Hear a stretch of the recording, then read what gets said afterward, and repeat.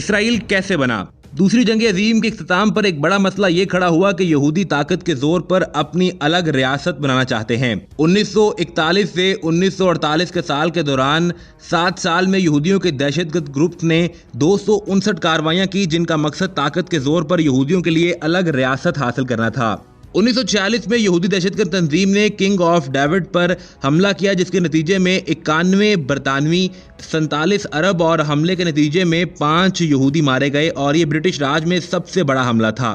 दूसरी जंग अजीम में हिटलर ने यहूदियों को निशाना बनाया तो यहूदियों ने अपनी जान बचाने के लिए फ़लस्तीन का रुख किया और फ़लस्तीनियों ने यहूदियों को पनाह दी। यहूदी दहशतगर्द तंजीमों ने अलग यहूदी रियासत के लिए फ़लस्तीन की ज़मीन खरीदनी चाहिए, जिस पर फ़लस्तीनियों ने इनकार किया तो सहूनी ताकतों ने ज़बरदस्ती फ़लस्तीनी ज़मीन पर कब्जा शुरू कर दिया और फिर यूरोपीय और अमरीकी इलाकों से यहूदियों को लाकर फ़लस्तीन में आबाद किया जाने लगा।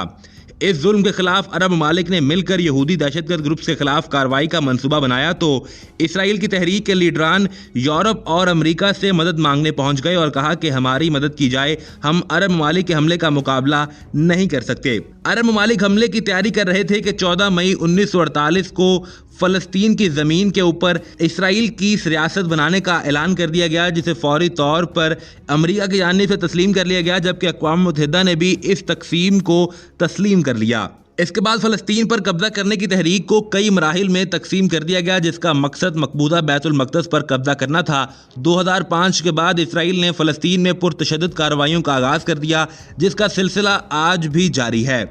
आज तक दुनिया में 30 ममालिक ऐसे हैं जिनके इसराइल के साथ सिफारती ताल्लुकात नहीं हैं और ना ही उन्होंने अभी तक इसराइल को तस्लीम किया, जिनमें पाकिस्तान सरे फहरिस्त है, जबकि 52 ममालिक ऐसे हैं जिनके साथ इसराइल के सिफारती ताल्लुकात होने के बावजूद वो 1948 की तकसीम को गलत तस्लीम करते हैं।